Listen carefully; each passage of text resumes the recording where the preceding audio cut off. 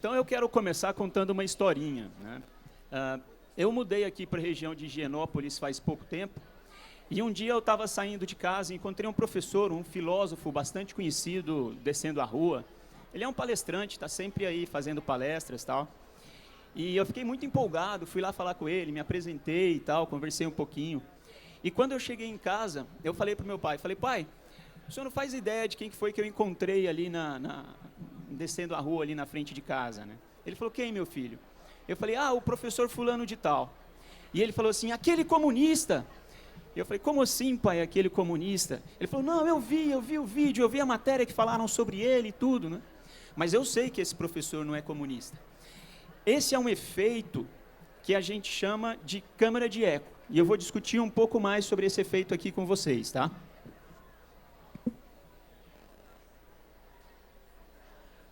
Bom, eu vou falar sobre fake news, mas eu vou falar sobre o conceito mais amplo, que é o conceito de desinformação, tá? Pode passar.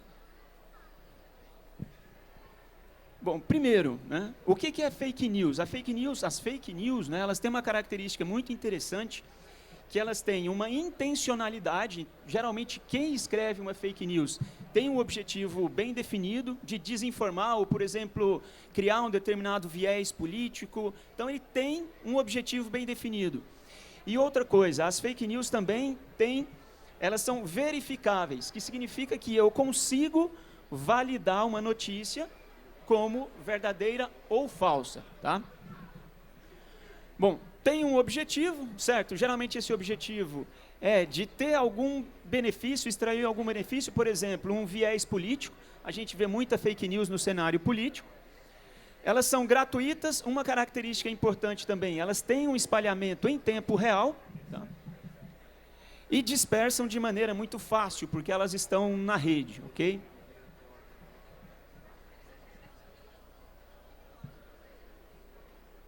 Bom, os meus colegas já falaram um pouquinho do que não é fake news, mas eu vou trazer isso de maneira mais clara para a gente, tá? Primeiro, existem, né, erros jornalísticos, ou seja, eventualmente o jornalista pode errar numa matéria, pode trazer uma informação que não é uma informação precisa. E não necessariamente isso é uma fake news, porque ela não tinha um objetivo claro e explícito de enganar. Rumores ou boatos, teoria da conspiração. Teoria da conspiração é algo que eu considero muito interessante, tá? Por exemplo, ano passado nós vimos todo aquele fenômeno da greve dos caminhoneiros, né? Quem acompanhou isso um pouco mais de perto, como eu acompanhei, achou todo aquele evento muito estranho, tá? Primeiro, você tem os caminhoneiros do país, praticamente todos pararam por um determinado período de tempo. Aí houve uma história de que teve uma reunião de um grupo de caminhoneiros lá com a presidência da República, e em função daquela reunião o presidente resolveu reduzir o preço dos combustíveis, abriu uma série de concessões, mas no final das contas falaram que aquele não era o grupo que realmente representava os caminhoneiros, né? E você olha, toda a imprensa noticiava exatamente a mesma coisa, né? O governo se embananou, o governo fez bobagem, o governo não soube lidar com a situação. E você começa a pensar sobre aquilo e fala, poxa, mas isso está muito estranho, né? Como que alguém consegue fazer um movimento dessa proporção, parar o país todo e absolutamente ninguém ser punido por isso? Porque no final das contas, tudo o que aconteceu não teve nenhuma punição, ninguém foi apontado como culpado.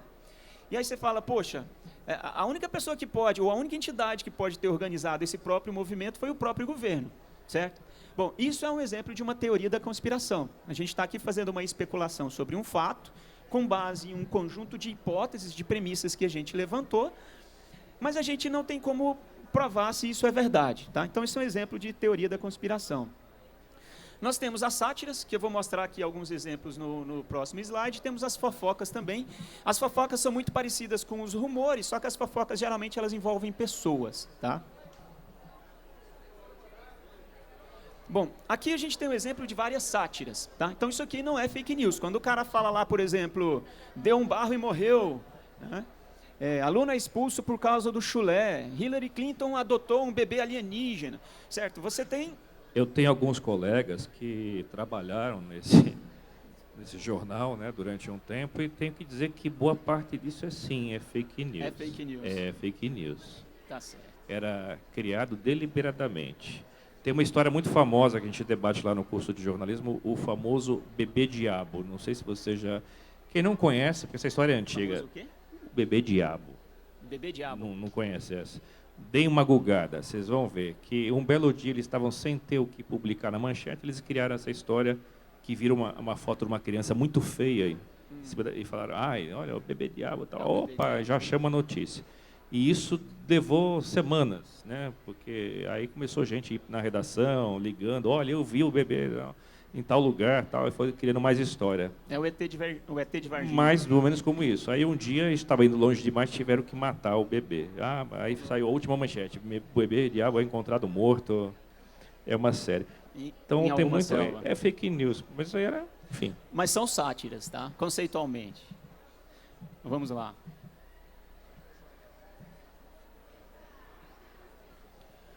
Bom, aqui agora tem alguns aspectos muito interessantes, porque um elemento central nas fake news é o aspecto social, o aspecto socioemocional, tá?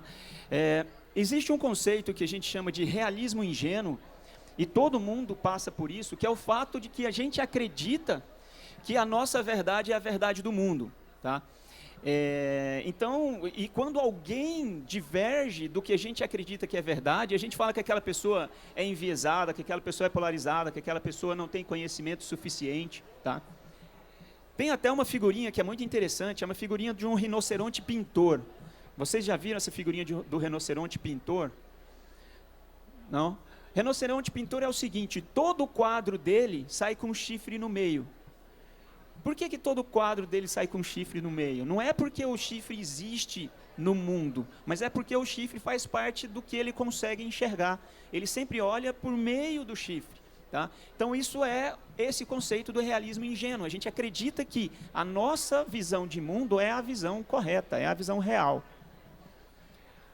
Outro ponto importante que favorece ao surgimento e à distribuição das fake news é exatamente isso que a gente chama de viés de confirmação. Tá? Quer ver? Eu posso fazer um teste aqui. Esse conceito está muito associado ao conceito de câmara de eco, que é aquele que diz, olha, nós tendemos a ficar em regiões ou em grupos de pessoas que pensam parecido conosco. Tá? Alguém aqui, por acaso, nas eleições presidenciais do ano passado, entre o primeiro e o segundo turno, saiu de algum grupo de WhatsApp porque o viés político era diferente do seu? Alguém? Levanta a mão. Não? 2? Eu sou o terceiro. Tá? Quarto aqui. Opa, o professor Marcelo aqui também. Tá? Então esse é um exemplo do viés de confirmação e da câmara de eco. Quando a gente está no meio de um grupo em que a gente não se sente pertencente a ele, a gente fica desconfortável. E a nossa tendência é sair, é abandonar esse grupo. Tá? Que também está associado à segurança e credibilidade social. A gente gosta, a gente prefere ficar em ambientes que são suficientemente confortáveis para nós. Tá?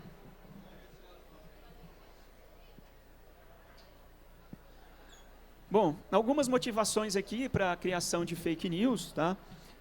Elas são muito fáceis de criar e propagar. Qualquer um de nós aqui pode puxar seu telefone, pegar um aplicativo qualquer, editar uma matéria de um jornal, alterar essa matéria de um jornal e distribuir dentro de um grupo. E também é muito comum, né? Todos nós aqui fazemos parte de vários grupos digitais, certo? É muito comum você receber a mesma, sei lá, o mesmo meme, a mesma notícia por vários grupos, não é? Por quê? Porque os grupos onde você está são aqueles grupos que geralmente compartilham o comportamento, compartilham uma visão contigo, ok? É difícil, sim, verificar a autenticidade das fake news, não resta dúvida. Tem esse efeito câmara de eco que eu falei. A gente toma muitas decisões, né, baseado no que o grupo está falando, no que o grupo está discutindo. E a gente também busca informações alinhadas com o nosso pensamento, o nosso conhecimento.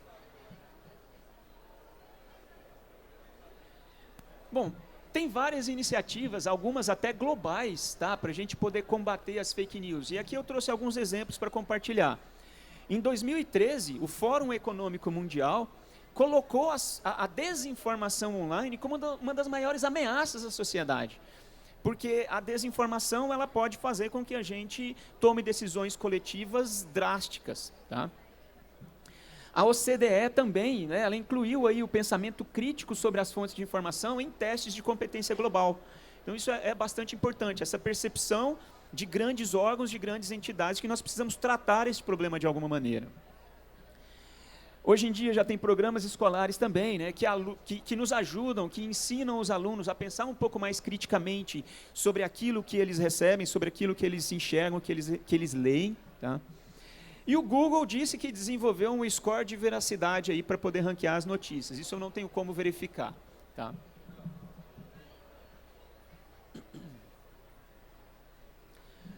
Bom, falando um pouquinho, por que é tão difícil detectar as fake news? E aqui eu trago esse aspecto, como um pesquisador de inteligência artificial, a gente tem projetos no laboratório que visam desenvolver algoritmos de IA para detectar automaticamente fake news, ou pelo menos indícios de fake news. Tá? Alguns desses pontos nós já mencionamos, por exemplo, elas são intencionalmente escritas para enganar, e normalmente são relativamente bem feitas. O conteúdo é diverso, então você tem fake news sobre muitos tópicos, embora a gente saiba que no cenário político a gente tem uma quantidade bastante grande de fake news circulando. Geralmente estão associadas a eventos recentes, isso torna, recentes e contextuais, o que torna uma detecção automática mais difícil, tá? Porque você precisa tomar uma decisão ali em tempo real. E você tem o efeito Big Data, tá? Você tem o engajamento, a distribuição, a dispersão social muito rápida, que também torna esse processo de detecção automática bastante desafiador.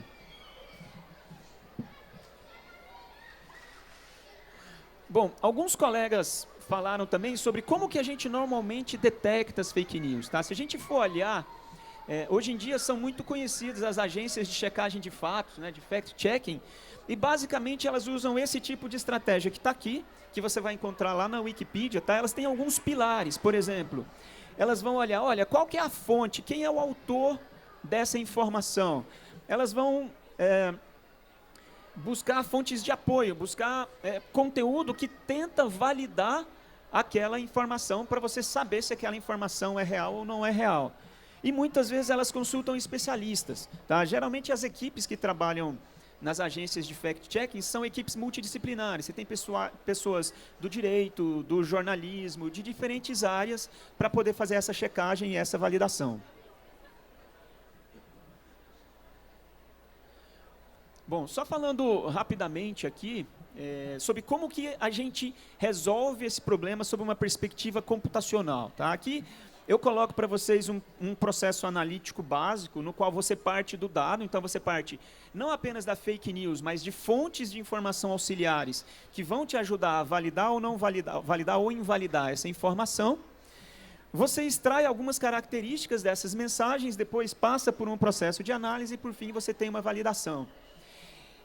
E eu gosto de definir o seguinte, até que você prove a veracidade ou a falsidade de uma notícia, ela é considerada uma notícia potencialmente falsa. Tá? Então, ela só é dita uma fake news depois que você se assegurou de que ela é realmente falsa. Okay? E detectar fake news significa categorizá-la em verdadeira ou falsa, ou você dá um score, dá um valor. Tá? Essa notícia tem 90% de probabilidade de ser falsa, certo?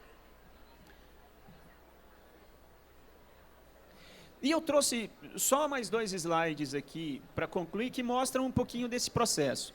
O primeiro slide eu falo, olha, que característica eu posso extrair dessa notícia para verificar a validade dela. E aí eu digo o seguinte, olha, você pode olhar, por exemplo, o conteúdo da notícia e você pode olhar também qual que é o contexto social. A gente já discutiu aqui bastante que as fake news são um fenômeno intrinsecamente social, certo? Quando a gente fala de conteúdo, a gente pode olhar características linguísticas, características visuais das notícias.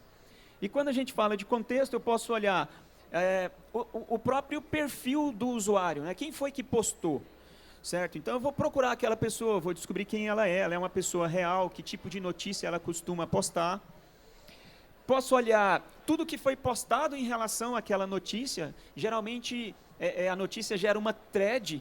E se eu acompanhar essa thread, eu tenho alguns indícios ali sobre a veracidade da notícia ou não. E eu posso olhar também o comportamento de toda a rede, né? Quem é que segue aquele tipo de notícia.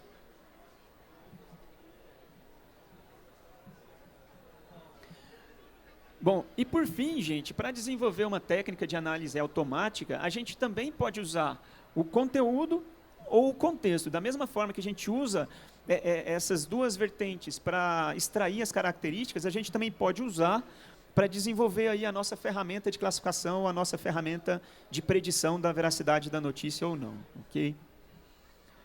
Bom, aí tem várias coisas, né? Quando a gente coloca lá uma análise baseada em conteúdo e baseada em conhecimento, essa é a abordagem das agências de checagem de fatos. Tá? Então, elas vão buscar vários conhecimentos a respeito daquela notícia com o objetivo de validá-la ou não.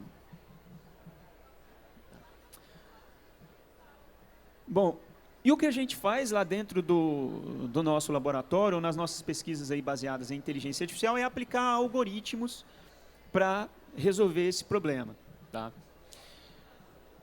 Bom, gente, era essa mensagem aí que eu tinha para passar para vocês.